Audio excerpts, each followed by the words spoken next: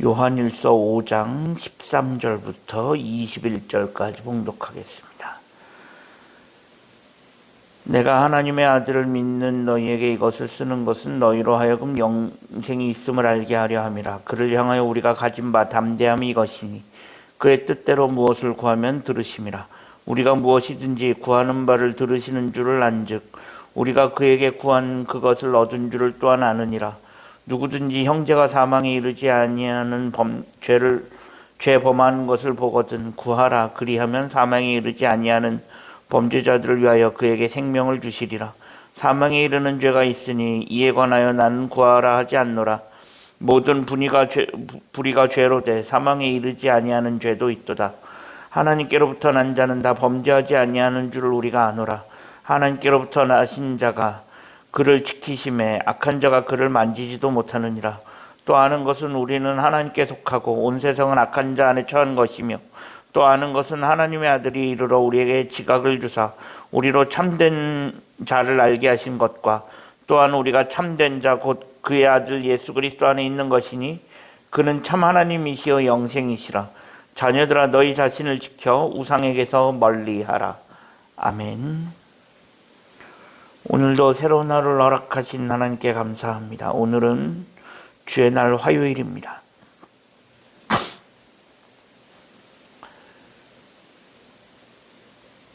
신약 성경에 서신서가 총 21권이 있습니다.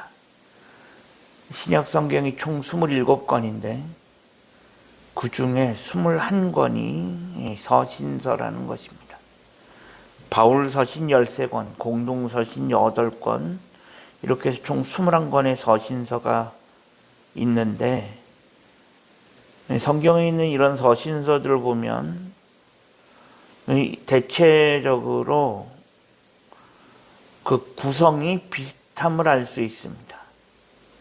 도입부가 있고, 그래서 도입부에서는 발신자와 수신자의 사이의 문안 인사 같은 게 나와 있고, 본론에서는 저자가 정말 하고 싶은 이야기가 있을 것이고요. 그리고 마지막으로 끝에 가서는 인사를 하고 저자의 안부를 전하는 이런 식으로 구성이 되어 있습니다. 우리가 흔히 편지 쓸 때, 사실 지금은 사람들이 편지를 잘 쓰지 않지만 예전에 편지 쓸 때를 생각해 보면 다들 그렇게 썼을 것이라 생각이 됩니다. 오늘 본문은 요한일서의 가장 끝부분입니다. 요한일서의 마무리 부분인데 가만히 읽어보면 다른 서신서와 구성이 다르다는 것을 알 수 있습니다. 즉 성경에 있는 보통 서신서들 마지막에는 인사나 저자의 안부가 기록이 되어 있는데 요한일서는 그런 서신서들과 구성이 사뭇 다릅니다. 도입부도 없고 마무리도 없고 그냥 본론만 있습니다. 즉 인사 같은 것은 생략되어 있는 것입니다. 그러면서 오늘 본문에서 사도 요한이 첫 번째 편지를 마무리하면서 신자들에게 이야기하고 있는 것은 무엇이냐? 바로 기도에 힘쓰라는 것입니다. 너희가 왜 기도해야 되느냐? 무엇을 위해 기도해야 하느냐? 그런 것들을 사도 요한이 마지막으로 알려주고 있습니다. 신자들이 먼저 기도해야 하는 이유는 영생의 확신을 위해서입니다. 당시 사도 요한이 활동하던 시기, 사도 요한이 요한 서신을 기록하던 시대는 AD 90년을 넘어섰을 때입니다.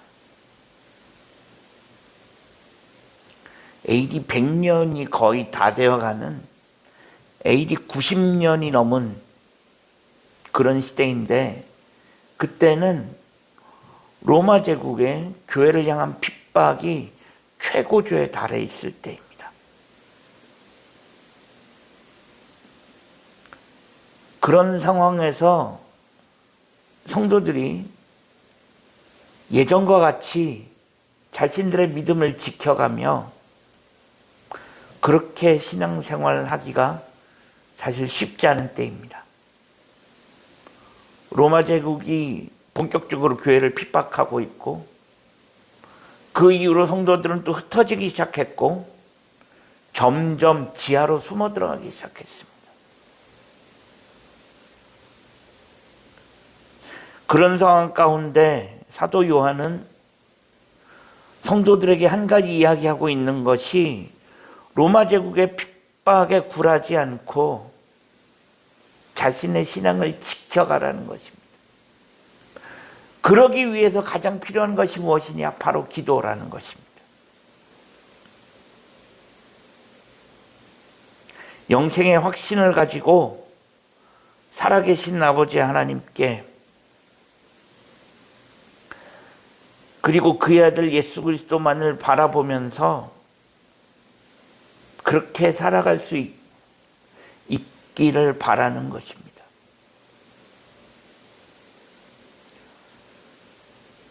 어쩔 수 없이 사람이기에 핍박이 있으면 움츠러들 수밖에 없습니다.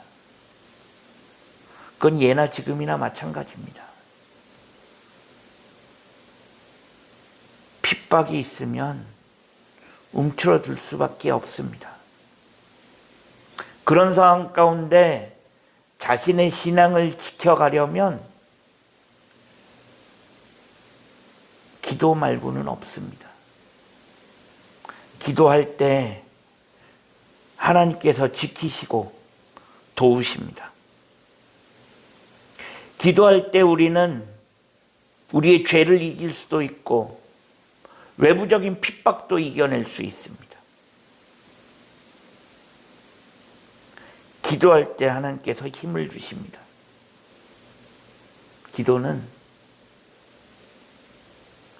우리가 하나님의 능력을 힘입게 되는 그런 원천이라고 할 수 있습니다. 우리가 하나님을 믿는 믿음을, 그 아들 예수 그리스도를 믿는 믿음을 포기하지 않으면 하나님도 절대 우리의 손을 놓지 않으십니다. 비록 우리가 지금은 우리의 신앙과 우리의 믿음을 핍박받는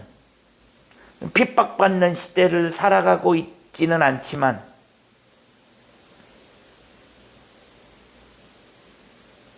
그래도 여전히 우리는 우리의 신앙을 지키기 위해서는 기도가 필수적인 요소입니다.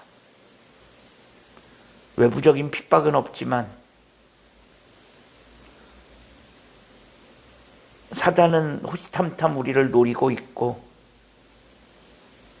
지금도 우리는 기도가 없으면 우리의 신앙을 지켜갈 수가 없습니다.